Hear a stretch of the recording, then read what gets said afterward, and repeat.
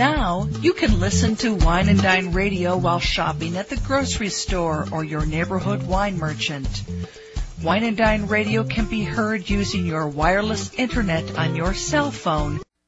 You're listening to iWineRadio. iWineRadio is a production of Food Tastes Better with Wine on the web at iWineRadio.com. Hey guys, I thank you for listening to iWineRadio, and we are still the only wine channel on iTunes Radio. If you go look under iTunes Radio icon and scroll down to News and Talk Directory, and it's listed alphabetically, click on that and the stream comes up immediately. iWineRadio.com, where you can find links to individual guests. And if anyone's interested in advertising or becoming an underwriter or sponsor, please contact us at iWineRadio.com. We really, really appreciate your support. The more support we get, the more conversations I can have with fascinating people around the world, including you. If you have a story to tell that you'd like to share on iWine Radio, go to iWineRadio.com and contact us, and we'll go from there. Hi, this is George Christie, CEO and President of Vineyard Winery Management and founder and President of Wine Industry Network. You can learn more about Wine Industry Network at www.wineindustrynetwork.com or Vineyard Winery Management at www.V&WM-online.com.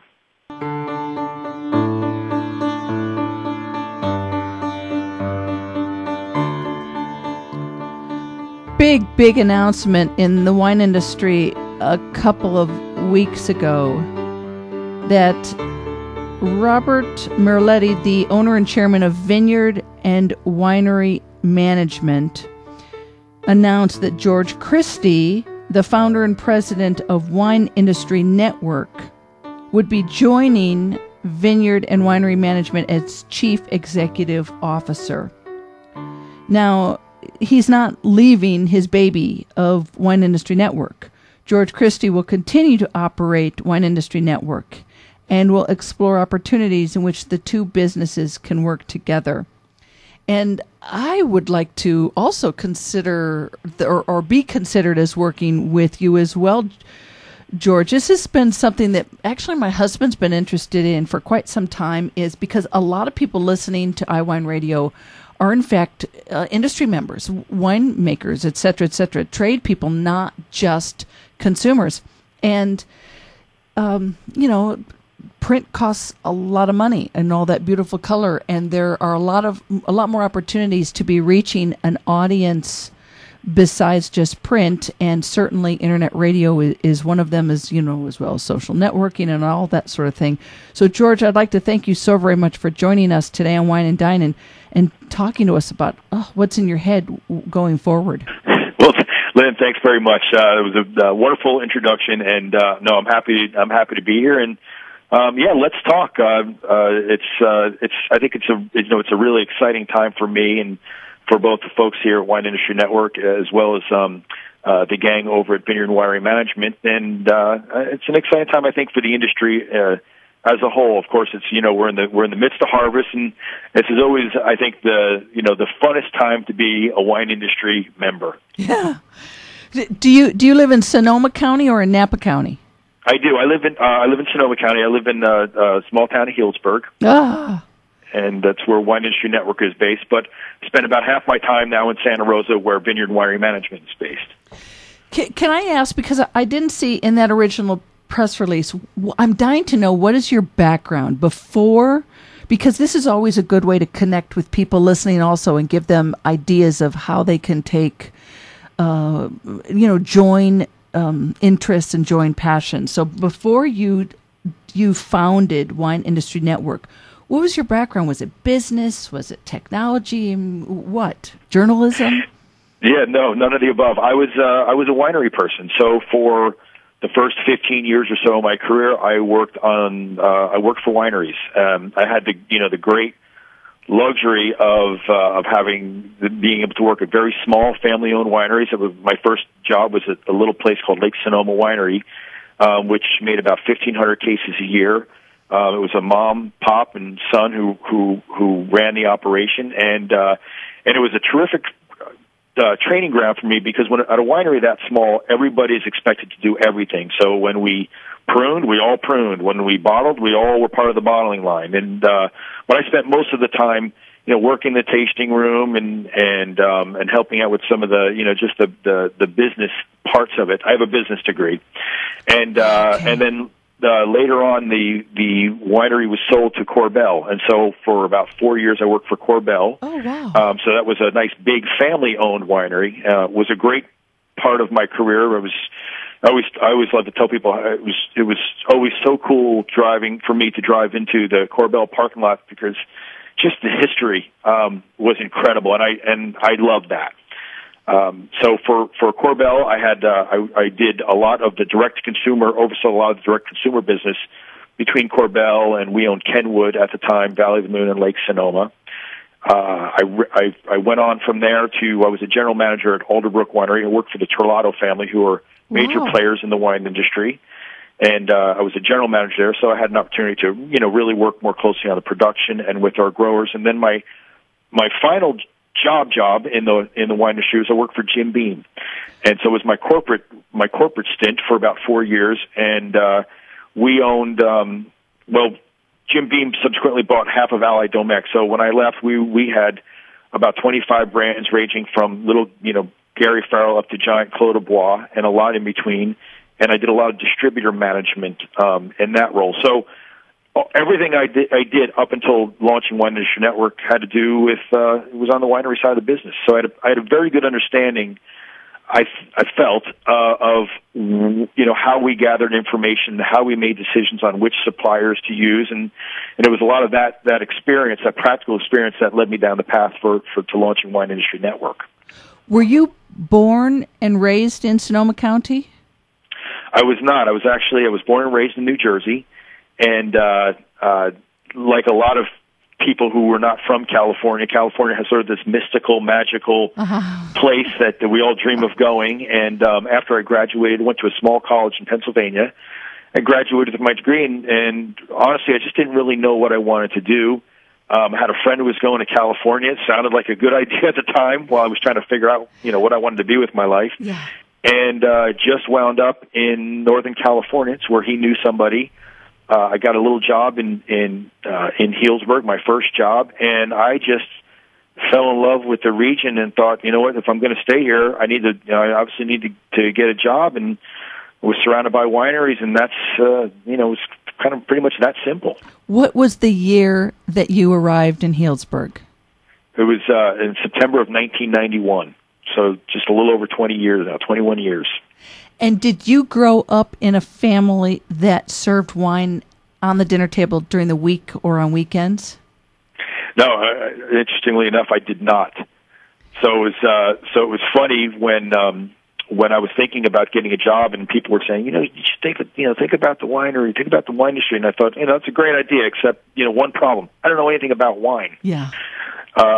Which, kind of back to the story I mentioned earlier about Lake Sonoma, that's what made that job so great for me, because it was just intensive training, hands-on, and really it's amazing, even 20 years later, some of the things that I did at that first job. I mentioned being out in the vineyard, pruning, are things that still are relevant for me now, even with the suppliers I work with. Yeah. Oh, definitely.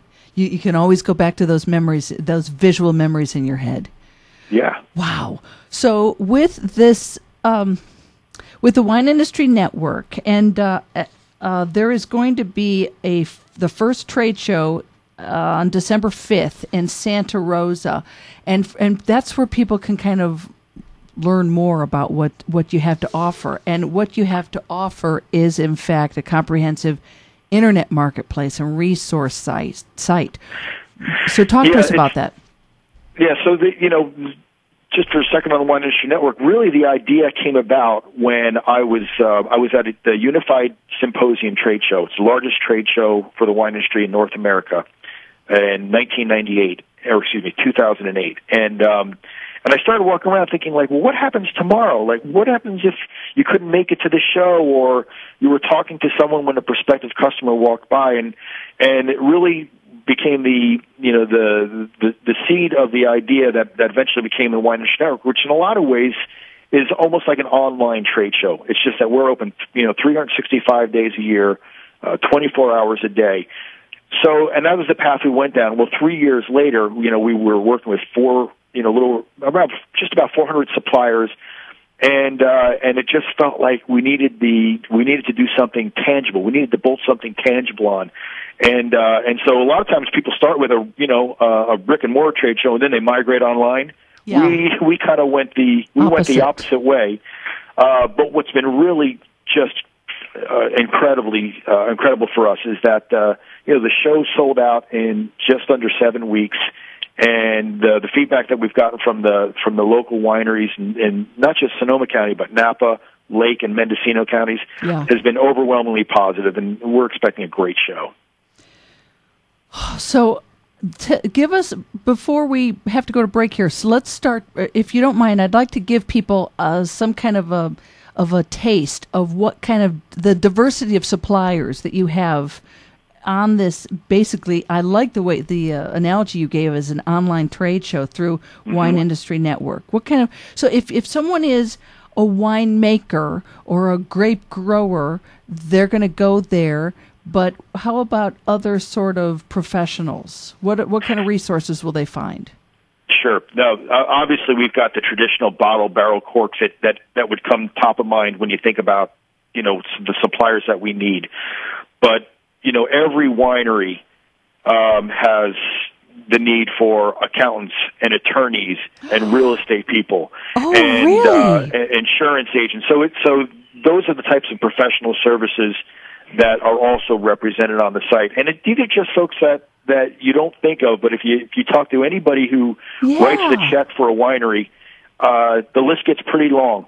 Oh my gosh, how clever of you to not just have, cork and bottle and barrel sort of things, but that is so clever of you. Well, I don't want to take credit for coming up with the idea. That's just the reality of the winery situation. These are the types of people that you need if you want to have a successful operation. They're just not the ones that come top of mind for those people who are from the outside looking in. But thank you. So do people come to you now and say, I want to be part of this? Do people have to, like with a face-to-face trade show, people have to buy or rent space. So are people basically renting space for a certain sort of exposure on the Wine Industry Network website? Yeah, it's just like a trade show, but we model it a lot like an association too. So those suppliers pay membership dues, and that gives them their profile and access to all the other direct marketing that we do on their behalf. Oh my gosh, this is cooler than I even expected. Okay, we're going to go to a short break here, and when we come back, we're going to continue our conversation with George Christie, who is now the CEO of Vineyard and Winery Management, founder and president of Wine Industry Network, and we'll be right back.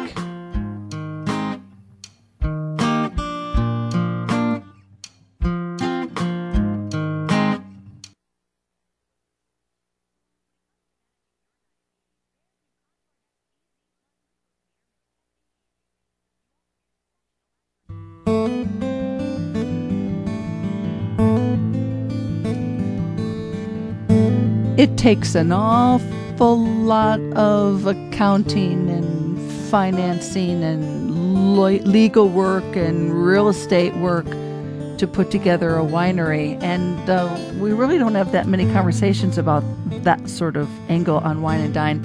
So George Christie is bringing us up to date here with the Wine Industry Network. And George, can I ask, and maybe this is a little bit over the top, but what year was it? Did you found the Wine Industry Network?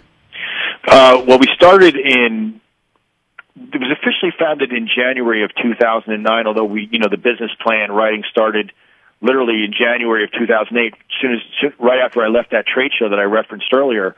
But the site went live in October of 2009, so we just had our 3-year anniversary just a couple days ago.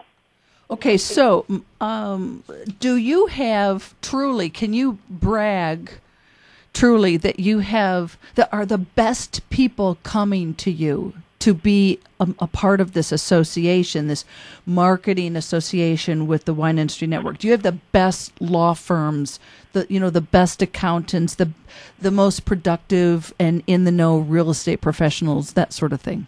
Yeah, I think that we do. I mean, it's always somewhat subjective when you start to throw the term best around. Yeah, but you know what I mean. I mean, if you know. Yeah, no, I mean, I would say this, that we certainly have the best, some of the most experienced professional service folks that we're working with.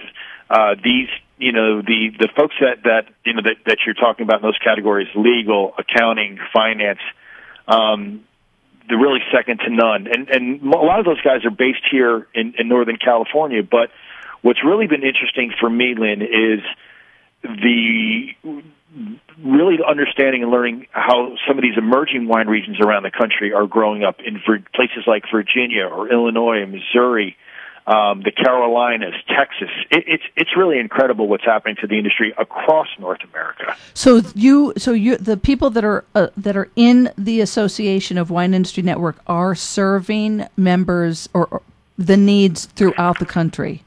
They can. They certainly have that availability. And the professional services categories, like, attorneys, accountants, et cetera, they tend to be more regionally focused. Yeah.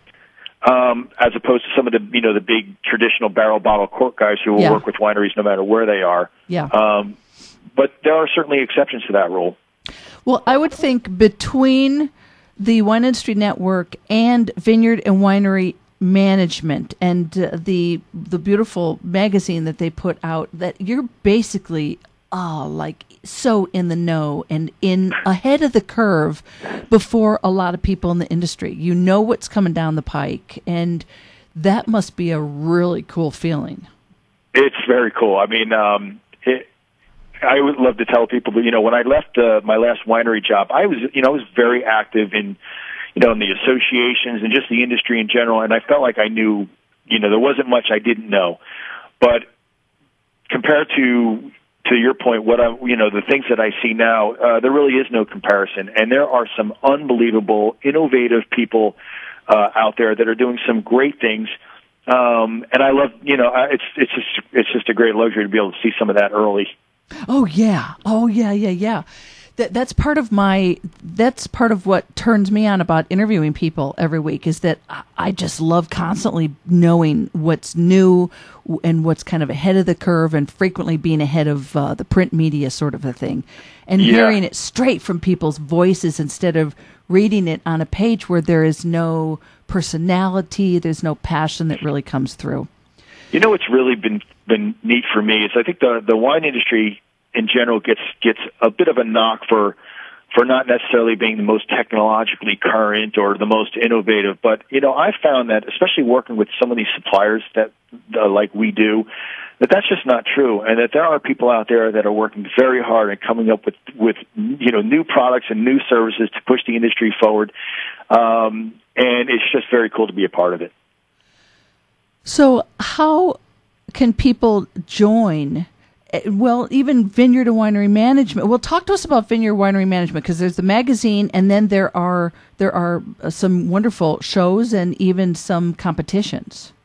So Vineyard Winery Management has been around for, I think it's 38 years now. It's still family owned, and the publication started on the East Coast before it migrated across the continent. So we've got the magazine that comes out 6 times a year, 6 issues a year.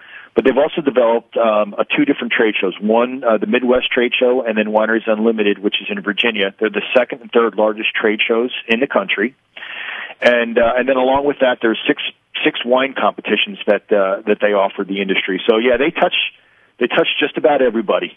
And the newest one, I want to say, it's either the Millennial Wine Drinkers competition or the Women's Wine competition, or as I recall, the newest in the last couple of years or so.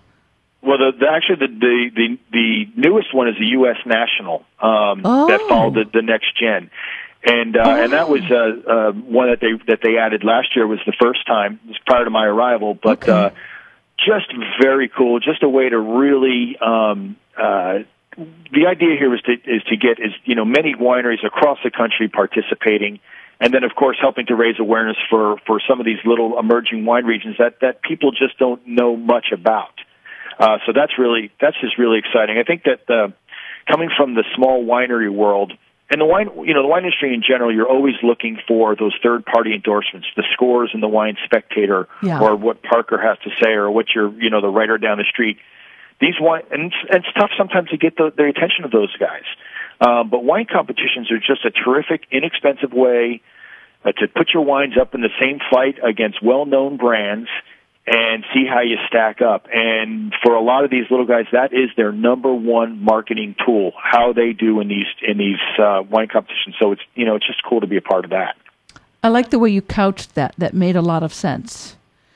Now, what if someone is not in the trade or a wine professional, what would they get out of a subscription to Vineyard and Winery Management magazine? Really, if you're not in the trade, I would say it would be for someone who maybe is an enthusiast, a home winemaker. You're going to be able to get some really good information there. For just a general consumer, it's a trade magazine, so there may not be that much in there that's going to be of interest to you.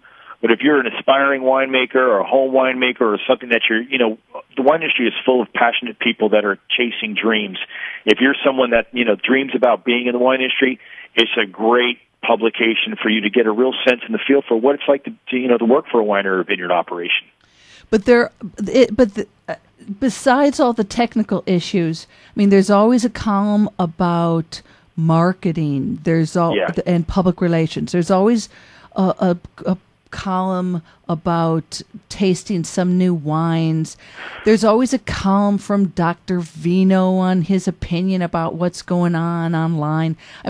So it's the people that are writing are very much writing about trends also. So I think that there is crossover with other industries as well, and certainly social networking is huge. Well, absolutely. When you start to cross over into like direct marketing, direct sales category, the wine industry, I think simply because people don't necessarily think about this, but it has got to be one of the most competitive industries that there is, just simply because of the number of people that are competing for shelf space or a spot on that restaurant wine list. And so what that competition does is it really forces us to be very, very strategic and tactical in how we market our brand and sell our wine. So that and for a lot of these wineries, if they're going through distribution, it really is not the way to profitability. So we spend a lot of time fine tuning how best is to market and sell our products direct. And so from that perspective, I think the magazine can be very applicable. Yeah. Those were always the first columns that I was going to. Well, George Christie, it's been a blast talking to you, and we thank you so very much for your time, and congratulations on this fantastic coup. Well, thank you, Lynn. It's been great to be with you today, and I look forward, hopefully, to being with you again soon. We will have links up for you to connect with Wine Industry Network and Vineyard and Winery Management, and it's just an utter huge resource for people. And I thank you for listening to Wine and Dine. Now you can listen to Wine and Dine Radio while shopping at the grocery store or your neighborhood wine merchant. Wine and Dine Radio can be heard using your wireless internet on your cell phone. You're listening to iWineRadio. iWineRadio is a production of Food Tastes Better with Wine, on the web at iWineRadio.com. Hey guys, I thank you for listening to iWineRadio, and we are still the only wine channel on iTunes Radio. If you go look under iTunes radio icon and scroll down to News and Talk Directory, and it's listed alphabetically, click on that and the stream comes up immediately. iWineRadio.com, where you can find links to individual guests. And if anyone's interested in advertising or becoming an underwriter or sponsor, please contact us at iWineRadio.com. We really, really appreciate your support. The more support we get, the more conversations I can have with fascinating people around the world, including you. If you have a story to tell that you'd like to share on iWine Radio, go to iWineRadio.com and contact us, and we'll go from there.